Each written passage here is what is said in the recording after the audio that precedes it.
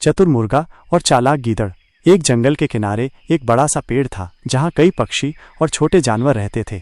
उसी पेड़ के पास एक मुर्गा भी रहता था। वह रोज सुबह बांग देकर जंगल के सभी जानवरों को जगाता था। सभी जानवर उसे बहुत पसंद करते थे और उसकी आवाज सुनकर अपने दिन की शुरुआत करते थे। एक दिन एक भूखा गीदड़ उस इलाके में घूमता हुआ आया। उसने जब मुर्गे को देखा तो उसकी लार टपकने लगी। उसने सोचा, अगर इस मोटे ताजे मुर्गे को पकड़ लूं तो कई दिन की दावत हो जाएगी। वो एक चालाकी भरी योजना बनाने लगा। गीदड़ मुर्गे के पास गया और मीठी बातें करने लगा। मित्र, मैं तुम्हारी आवाज़ सुनकर बहुत प्रभावित हुआ हूँ। तुम्हारी बांग बहुत सुरीली है। क्या तुम मुझे एक बार फिर अपनी आवाज़ सुनाओगे? मुर्गा गीदड़ की बातों में आ गया और जोर जोर से कूक डूकू करने लगा। जैसे ही वो अपनी धुन में मग्न हुआ, गीदड़ ने झपट्टा मारा और उसे अपने मुंह में दबाकर भागने लगा।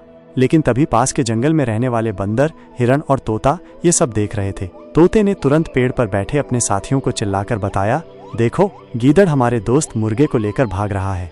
बंदर और हिरण ने मिलकर गीदड़ का पीछा करना शुरू कर दिया। हिरण तेज दौड़कर उसके सामने आ गया और बंदर डालियों से कूदते हुए शोर मचाने लगा। गीदड़ डर गया, लेकिन वह दौड़ता रहा।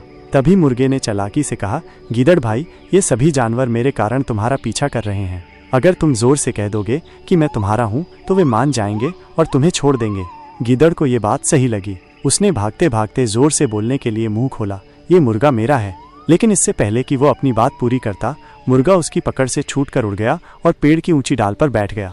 बंदर, हिरण और तोते ने जोर जोर से हंसकर गीदड़ को भागने पर मजबूर कर दिया। इस तरह मुर्गे ने अपनी बुद्धिमानी और जंगल के दोस्तों की मदद से अपनी जान बचा ली। शिक्षा: संकट के समय चतुराई और धैर्य से काम लेना चाहिए और सच्चे दोस्त मुसीबत में हमेशा काम आते हैं।